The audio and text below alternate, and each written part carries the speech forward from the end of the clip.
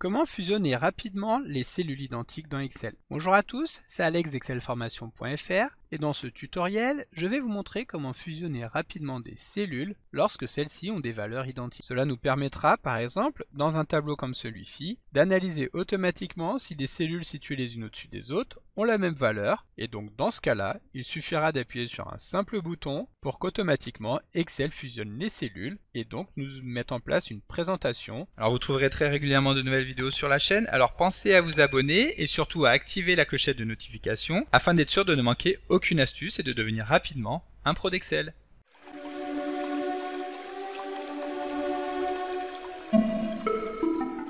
Comme d'habitude, si vous voulez être sûr de bien comprendre tout ce que nous allons voir dans le cadre de cette vidéo, vous pouvez télécharger le support de ce tutoriel ainsi que son corrigé en suivant le lien disponible dans la description de la vidéo, ce qui vous permettra de réaliser les opérations en même temps que moi pour bien comprendre tout ce que nous allons voir dans cette vidéo. Alors comme nous venons de le voir dans l'introduction de cette vidéo, je vais vous montrer comment fusionner rapidement des cellules lorsque celles-ci sont identiques. Pour illustrer cet exemple, nous allons utiliser la petite base de données que nous avons actuellement à l'écran, dans laquelle nous retrouvons le montant des ventes réalisées par les vendeurs d'un magasin par mois et par rayon. Et si nous regardons les différentes colonnes de cette base de données, nous allons pouvoir constater que au sein d'une même colonne, certaines cellules successives ont leur valeur qui va être identique. Donc ici dans la première colonne, nous avons uniquement les valeurs de l'année 2020, nous allons retrouver dans la deuxième, pour un commercial donné, les ventes du mois de janvier, les ventes du mois de février, du mois de mars, etc. Et donc l'intérêt de fusionner les cellules avec les mêmes valeurs est que cela permettra de simplifier et de faciliter la lecture des données de ce tableau. Voilà, donc maintenant, imaginons que nous souhaitions réaliser ces opérations tout d'abord manuellement. Pour cela, nous allons devoir suivre les étapes suivantes. Tout d'abord, nous allons sélectionner les cellules que nous voulons fusionner, par exemple ici les ventes du mois de janvier, en sachant que si jamais nous souhaitons fusionner plusieurs plages de cellules en même temps, il suffira de maintenir la touche CTRL du clavier enfoncé en sélectionnant ces cellules. Donc ici nous avions sélectionné une première paire de cellules qui correspondait au mois de janvier, ici nous avons sélectionné le mois de février, puis le mois de mars, etc.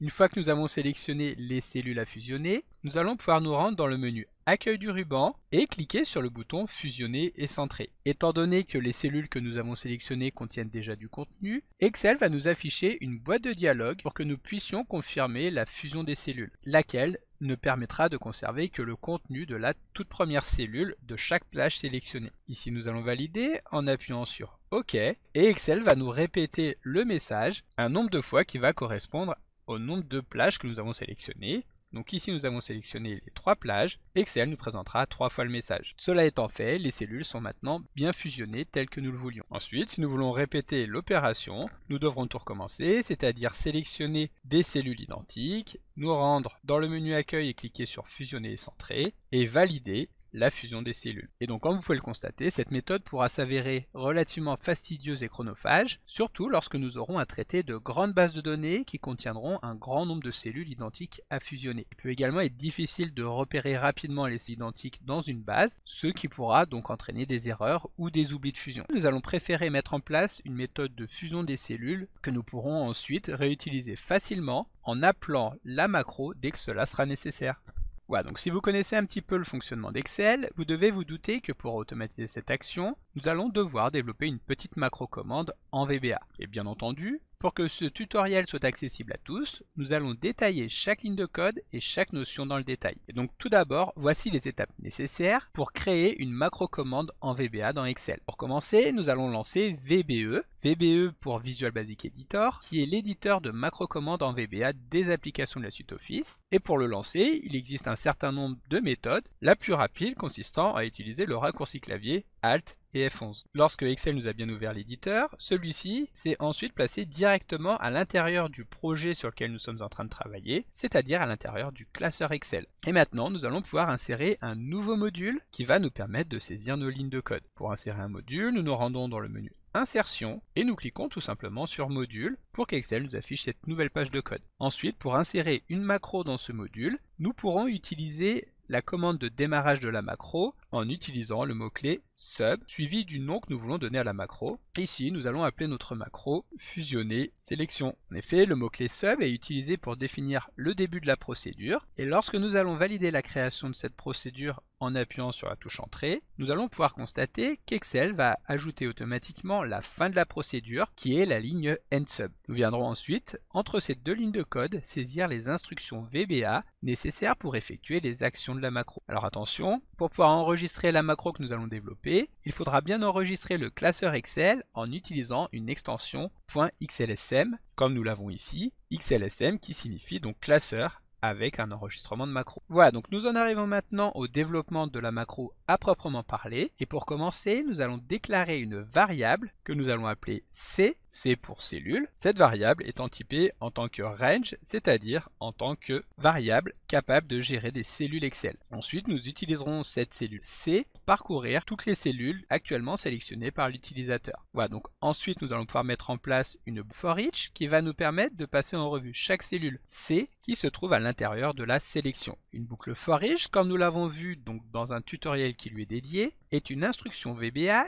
qui permet de parcourir chaque élément d'un ensemble de données, un élément à la fois, et d'effectuer une action sur chacun des éléments en cours de parcours. La boucle for each est donc souvent utilisée dans les macros Excel pour parcourir les cellules d'une plage de données comme nous allons le faire ici. Et donc la plage qui va nous servir de base dans notre macro sera tout simplement les cellules que nous aurons sélectionnées au préalable. Donc nous pouvons mettre en place notre for each. Comme nous l'avons vu, nous allons utiliser la variable C afin de passer en revue toutes les cellules de la sélection que nous allons obtenir grâce à la variable VBA sélection. Ensuite, nous pouvons fermer notre boucle avec le next et donc tout ce que nous allons saisir entre ces deux lignes de code, entre le for et le next, sera répété tant qu'il y a des cellules à l'intérieur de notre sélection et nous pourrons utiliser la variable C pour analyser la cellule en cours de revue. Voilà, donc à l'intérieur de cette boucle, nous allons maintenant pouvoir utiliser une instruction if qui va nous permettre de vérifier si la cellule C n'est pas déjà fusionnée en regardant si la propriété merge cells de cellule C est bien égale à false. Donc pour cela, nous effectuons un test en utilisant, comme nous venons de le voir, l'instruction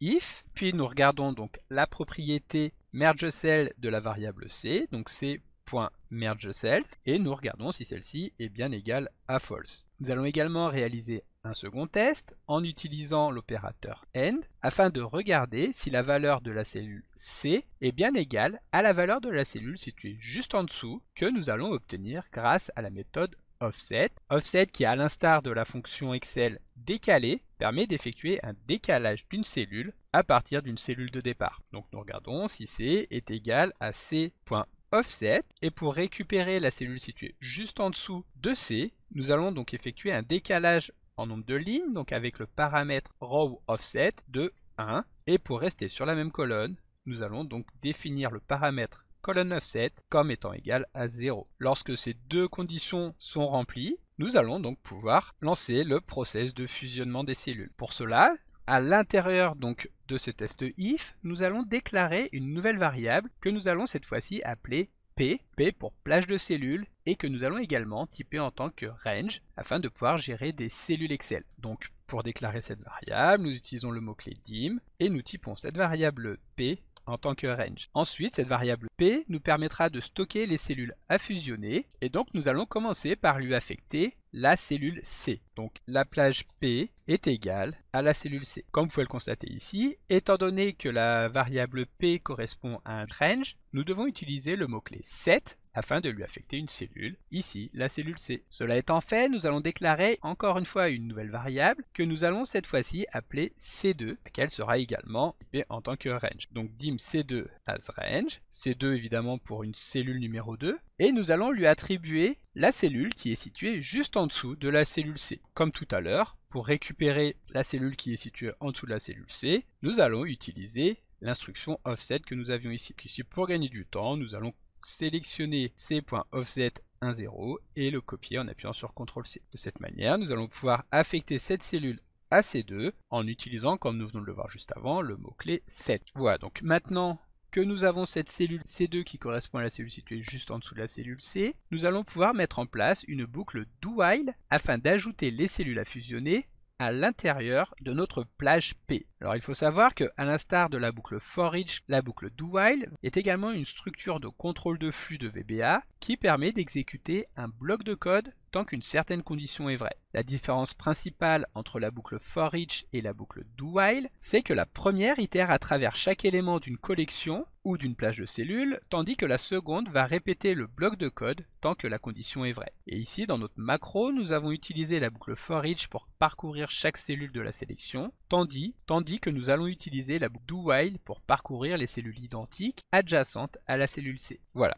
Donc do while C2 est égal à C, que nous pourrions donc traduire par effectuer cette opération tant que C2 est égal à C, et ensuite nous fermons notre boucle avec un loop. Ensuite, à l'intérieur de cette boucle, nous allons souhaiter vérifier si la cellule C2 fait toujours partie de la sélection, afin de ne pas fusionner les cellules qui seraient en dehors des cellules sélectionnées par l'utilisateur. Et lorsque effectivement la cellule C2 ne fera pas partie de la sélection, alors nous pourrons sortir de la boucle do while en utilisant l'instruction exit. Pour vérifier si effectivement C2 appartient à sélection, nous allons effectuer un test if et utiliser l'instruction intersect, cette instruction qui permet de récupérer une plage de cellules située à l'intersection de deux ou plusieurs plages de cellules. Ici, si P2 appartient effectivement à sélection, l'instruction intersect nous renverra les coordonnées de P2. En revanche, lorsque P2 n'appartiendra pas à sélection, l'instruction intersect nous renverra nothing. Et donc lorsque ce sera effectivement le cas, donc intersect de P2 et de sélection nous renverra nothing, alors nous pourrons quitter la boucle avec un exit do. Nous fermons notre if avec un end if, et à partir de cette ligne, nous savons que la cellule C2 sera toujours identique à la cellule C, et en plus de cela, nous saurons que celle-ci appartient bien à la sélection. Nous pouvons donc utiliser la méthode union pour ajouter la cellule C2 à la variable P. Comme d'habitude, nous utilisons le mot-clé set pour définir donc que P est égal à l'union des cellules qui sont déjà intégrées à l'intérieur de cette plage P, en sachant que sur la première itération de la boucle do, nous aurons uniquement la cellule C qui sera intégrée, et sur chaque itération supplémentaire, nous aurons les différentes cellules représentées par la variable C2, donc union de P et de C2. Et enfin, pour finir avec notre boucle, nous allons affecter à la variable C2 la cellule qui est située juste en dessous de celle-ci, afin de pouvoir continuer l'analyse des cellules sur les itérations suivantes. Donc cette C2 est égale au résultat que nous avions copié juste avant, à savoir que nous récupérions donc la cellule située juste en dessous de C, sauf que ce n'est pas C qui va nous intéresser, mais C2, qui permettra donc de passer en revue toutes les cellules les unes en dessous des autres. Voilà, donc maintenant que nous disposons de notre variable P, qui contient une plage des cellules adjacentes situées les unes en dessous des autres et contenant des valeurs identiques, nous allons pouvoir fusionner les cellules stockées dans celle-ci en utilisant la méthode merge de l'objet range. Donc nous nous plaçons juste en dessous de la boucle loop, toujours donc à l'intérieur de notre test if c.merge est égal à false et que c est égal à c.offset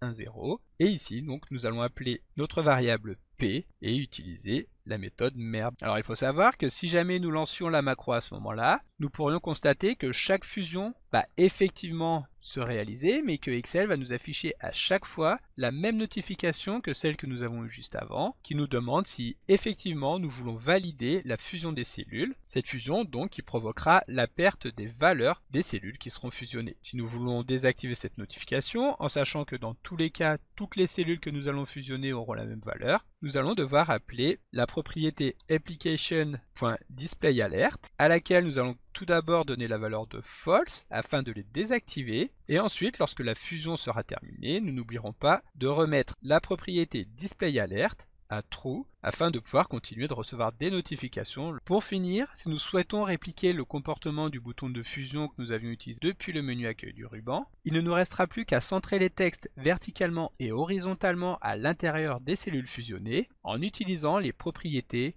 horizontal alignment et vertical alignment de la plage P qui est maintenant la plage fusionnée. P.horizontal alignment sera égal à XL Center et P.vertical alignment sera lui aussi égal à XL Center. Et voilà, notre macro est maintenant terminée et nous allons pouvoir la tester sur une plage de cellules contenant des valeurs identiques. Pour cela, donc, nous nous rendons sur notre tableau, nous appuyons sur CTRL A pour sélectionner toutes les cellules du tableau et ensuite nous allons afficher la boîte de dialogue qui va permettre de lancer la macro en utilisant le raccourci clavier Alt et F8. Ici, nous allons sélectionner la macro que nous venons de créer, c'est-à-dire fusionner sélection, et nous allons la lancer Alors ici, Excel nous informe que la variable P2 n'existe pas. Évidemment, vous aurez bien compris que c'est la variable C2. Ensuite, nous pouvons ici constater que ce n'est pas un next qui va permettre de fermer la boucle if, mais un end if. Cela étant fait, nous pouvons réinitialiser VBA, puis nous rendre à nouveau sur la feuille de calcul. Les cellules sont toujours sélectionnées, il ne nous restera donc plus qu'à appuyer sur les touches Alt et F8, sélectionner, fusionner sélection et cliquer sur le bouton exécuter. La macro va ensuite travailler. Comme vous pouvez le constater, toutes nos cellules identiques vont maintenant être fusionnées et seront centrées, que ce soit horizontalement ou même verticalement. Alors si jamais vous voulez effectuer l'opération inverse, c'est-à-dire partir de cellules qui sont déjà fusionnées afin de les défusionner, puis de répéter la valeur de la première cellule sur toutes les cellules qui sont maintenant défusionnées, rendez-vous dès la semaine prochaine pour un nouveau tuto dans lequel nous découvrirons comment défusionner des cellules. Donc comme d'habitude, vous pouvez télécharger le support de secours en suivant le lien que vous trouverez dans la description de la vidéo. Si la vidéo vous a plu, n'oubliez pas de la liker et de la partager à vos collègues et amis sur l'ensemble de vos réseaux sociaux. Et vous pouvez également me laisser vos impressions dans l'espace des commentaires, je lirai chacun d'entre eux et y répondrai avec plaisir. Évidemment, si ce n'est pas encore fait, abonnez-vous à la chaîne pour ne manquer aucune astuce. C'est également très important pour m'aider à gagner en visibilité afin de pouvoir développer la chaîne et continuer de vous proposer des tas de nouvelles vidéos. Merci d'avoir suivi cette vidéo et à très bientôt pour un prochain tuto.